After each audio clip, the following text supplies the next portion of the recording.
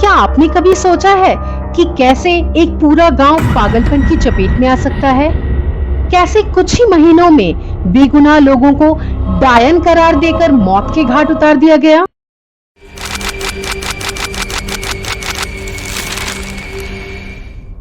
आज हम बात करेंगे अमेरिका के सबसे कुख्यात और भयानक घटनाक्रम सेलम विच ट्रायल्स की, जो 1692 में हुआ था। यह सिर्फ एक कहानी नहीं, बल्कि डर, अंधविश्वास और सत्ता के खेल का एक डरावना उदाहरण है। इमेजिन कीजिए, 17वीं सदी के न्यू इंग्लैंड का एक छोटा प्यूरिटन गांव सेलम। चारों तरफ घनघोर जंगल और लोगों के दिलों में भगवान के साथ साथ शैतान का भी खौफ। उन्हें लगता था कि शैतान जंगलों में घात लगाए बैठा है, लोगों को अपनी काली किताब पर दस्तखत करने के लिए लुभा रहा है। और तभी यह सब शुरू हुआ। कहानी की शुरुआत होती है रेवरेंड सैमुअल पेरिस की 9 साल की बेटी बेटी पेरिस और 11 साल की भतीजी एबिगेल विलियम्स। फरवरी 1692 में इन लड़कियों में अचानक अजीब तरह के दौरे पड़ने लगे। ये दोनों चिल्लाती, चीजें फेंकती, अजीब अजीब आवाजें निकालती और कभी-कभी तो फर्नीचर के नीचे रेंगने लगती। डॉक्टर को बुलाया गया और डॉक्टर का डायग्नोसिस क्या था? यह विचक्राफ्ट के अलावा और कुछ हो ही नहीं सकता। आज हमें यह बात अजीब लग सकती है, लेकिन उस दौर में विचक्राफ्ट एक वैलिड डायग्नोसिस और कैपिटल क्राइम था, यानी जिसकी सजा मौत थी। जैसे ही ये बातें फैली, गांव की और भी लड़कियां इसी तरह के लक्षण दिखाने लगी। फिर हुई पहली गिरफ्तारी। 3 महिलाएं थीं, सारा गुड, सारा ऑसबॉर्न और टिटुबा। सारा गुड एक गरीब महिला थी, जिसे प्यूरिटन आइडियाज को नकारने के लिए निशाना बनाया गया। सारा ऑसबॉर्न शायद ही कभी चर्च जाती थी और उस पर अपने पहले पति की इनहेरिटेंस को अपने बेटे से छीनने की कोशिश करने का आरोप था। टिटुबा, यह रेवरेंड पेरिस के यहाँ काम करती थी, जो वेस्ट इंडीज से यहाँ आई थी। उनकी एथनिक सुनाने और कहानियां सुनाने की आदत ने उसे एक आसान टारगेट बना दिया। अब कहानी में आता है असली मोड़। इन अफ्लिक्टेड लड़कियों ने आरोप लगाना शुरू किया कि इन महिलाओं के स्पेक्टर यानी भूतिया रूप उन्हें प्रताड़ित कर रहे हैं। इस स्पेक्ट्रल एविडेंस को कोर्ट ने सबूत के तौर पर स्वीकार किया।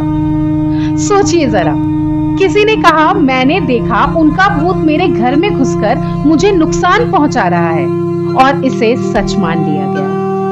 अदालत का तरीका भी कुछ कम अजीब नहीं था। विच, अगर कोई अक्यूज्ड विच किसी पीड़ित को छूता और उसके फिट्स बंद हो जाते तो मान लिया जाता कि वही दोषी है। विच केक, यहाँ तक कि एक अजीबो गरीब विच केक भी बनाया गया, जो राई के आटे और एफ्लिक्टेड लड़कियों की यूरिन से बनता था, और उसे एक कुत्ते को खिलाया जाता था ताकि विचक्राफ्ट का पता चल सके। कुछ ही समय में आरोपों की बाढ़ आ गई। लोग एक दूसरे पर शक करने लगे। दिलचस्प बात तो यह है कि सिर्फ महिलाएं ही नहीं, बल्कि पुरुष भी आरोपी की। जाइल्स कोरी नाम का एक 81 साल का किसान, जिसने अपने इनोसेंस के लिए प्लीड करने से इनकार कर दिया, उसे पत्थरों के नीचे दबाकर मार डाला गया, जिसे पेन फोर्टेड ड्यूरे कहा जाता है। वह पहला और इकलौता व्यक्ति था जिसे इस तरीके से मारा गया था। आपको लग रहा होगा कि यह सब सिर्फ सेलम गांव में हुआ होगा? नहीं, यह पैनिक आसपास के कई कस्बों में भी फैल गया, लेकिन सेलम ही सबसे ज्यादा बदनाम हुआ, क्योंकि यहीं पर सबसे ज्यादा ट्रायल्स और एग्जीक्यूशंस हुए।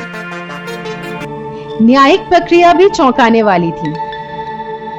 पीड़ित एक मजिस्ट्रेट के पास शिकायत दर्ज कराता था।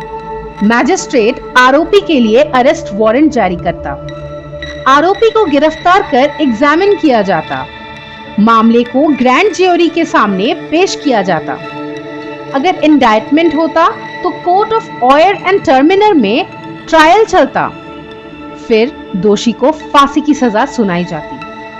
पहली महिला थी ब्रिजिट बिशप पहली महिला थी जिसे 10 जून 1692 को वह एक सेल्फ असर्टिव महिला थी जिस पर पहले भी विचक्राफ्ट के आरोप लग चुके थे। कोर्ट में वह अपनी बेगुनाही दोहराती रही, लेकिन एफ्लिक्टेड लड़कियों के व्यवहार और स्पेक्ट्रल एविडेंस ने उसे दोषी ठहरा दिया। सवाल यह है कि ये सब हुआ क्यों? मेन रीजन था यूरोप से आया डर। विचक्राफ्ट को एक खतरे के रूप में देखने का विचार इंक्विजिशन, जहां सदियों से विच परसिक्यूशन, दूसरा प्यूरिटन वर्ल्ड व्यू। प्यूरिटन मानते थे कि भगवान ही सब कुछ तय करते हैं, लेकिन शैतान भी दुनिया में काम कर रहा है। महिलाएं, खासकर जो समाज के अनुरूप नहीं थी, संदेह का पात्र बन जाती थी। तीसरा रीजन अनकॉमन आरोप। सेलम में आरोप लगाने वाली मुख्य रूप से छोटी लड़कियां थीं, जो यूरोपियन विच ट्रायल्स में आम बात नहीं थी। चौथा कारण लगातार हिंसा और युद्ध। किंग फिलिप के युद्ध और नेटिव अमेरिकन लोगों में डर और पैरानोया पैदा कर दिया था। पांचवा और मुख्य कारण था राजनीतिक हो गया था। उस समय मैसाचुसेट्स कॉलोनी का चार्टर रद्द हो गया था और नई सरकार में जुडिशियल प्रोसेस बहुत अस्थिर थी। स्पेक्ट्रल एविडेंस पर बहुत समय, जबकि उस समय तक यह कानूनी रूप से मान्य नहीं था। लेकिन हर बुरे दौर का अंत होता है। धीरे धीरे प्रमुख क्लर्जीमैन और अन्य पब्लिक फिगर्स ने स्पेक्ट्रल एविडेंस की वैधता पर सवाल उठाना शुरू कर दिया। गवर्नर विलियम फिप्स ने प्रोसीडिंग्स पर रोक लगा दी। जनवरी 1693 सुपीरियर कोर्ट ऑफ जुडिकेचर ने स्पेक्ट्रल एविडेंस को अमान्य करार दिया। इसके बाद आरोपों और कन्विक्शंस का दर ड्रामेटिकली कम हो गया। कई लोगों को एक्सोनरेट यानी दोष मुक्त कर दिया गया। यह एक ऐसी घटना थी जिसका सदमा सेलम समुदाय में कई पीढ़ियों तक रहा। कई परिवारों ने शहर ही छोड़ दिया और कुछ लोगों ने तो शहर ही छोड़ दिया। यह घटना अमेरिका के इतिहास में एक चेतावनी बनकर रह गई। आज भी सेलम विच ट्रायल्स को मास हिस्टीरिया, गलत आरोपों और ड्यू प्रोसेस की कमी के खतरों के रूप में याद किया जाता है। अंततः कुछ बातें डीबंक करते चलें कि सेलम विच ट्रायल्स में किसी भी विच को जलाया नहीं गया था। ज्यादातर लोगों को फांसी दी गई थी और जाइल्स कोरी को कुचलकर मारा गया था। और आज जो विचक्राफ्ट से जुड़ी दुकानें सेलम में दिखती हैं, उनका उस दौर के विच ट्रायल्स से कोई लेना देना नहीं है, क्योंकि उस समय का विचक्राफ्ट शैतान से जुड़ा था, जबकि आज की विका जैसी परंपराएं प्रकृति आधारित हैं। तो दोस्तों, यह थी सेलम की डरावनी कहानी। हमें यह याद दिलाती है कि अंधविश्वास और अनिश्चितता के समय में डर कैसे लोगों को ऐसे फैसले लेने पर मजबूर कर सकता है जिनका उन्हें बाद में पछतावा होता है। आज के लिए बस इतना ही। फिर मिलेंगे एक और कैप्टिवेटिंग कहानी।